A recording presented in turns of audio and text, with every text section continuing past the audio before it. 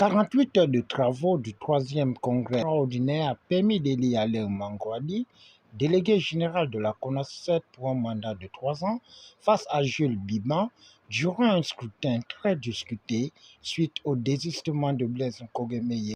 En ma qualité de président du 3e congrès ordinaire de la Convention nationale des syndicats du secteur éducation, à l'issue d'un scrutin transparent, inscrit 50 délégués ont voté 50 délégués. Bulletin blanc ou nul 1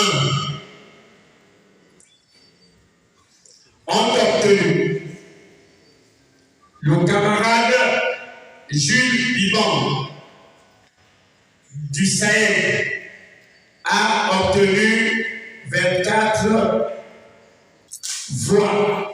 Le camarade Alain Mangouadi de la FESENA a obtenu 25 voix.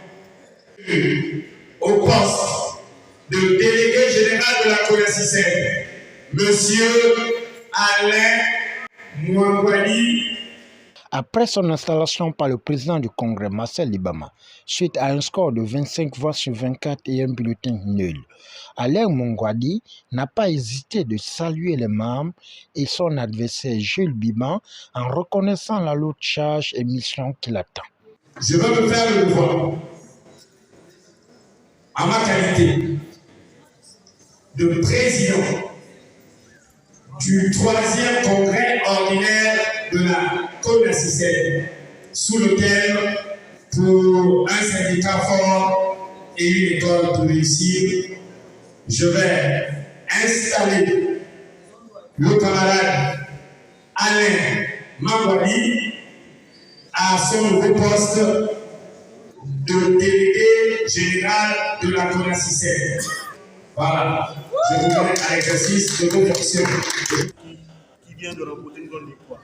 Maintenant, je suis le premier responsable élu. Il reste à mettre en forme le bureau national de la CONACYT qui sera chargé de conduire les activités tout au long de ces 3 années. J'ai juste envie de dire aux camarades que la mission est grande et importante.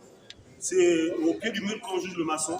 Alors allons-y nous mettre à l'œuvre pour que les enseignants reconnaissent en nous des dignes représentants. Il faut d'aller sur le terrain, d'aller remobiliser nos troupes, de les sensibiliser, de faire qu'ils soient captivés par l'action syndicale. Le syndicat, ce n'est pas seulement le leader, ce n'est pas seulement le bureau, c'est la base. C'est quand la base est mobilisée que nous pouvons remporter de grandes victoires.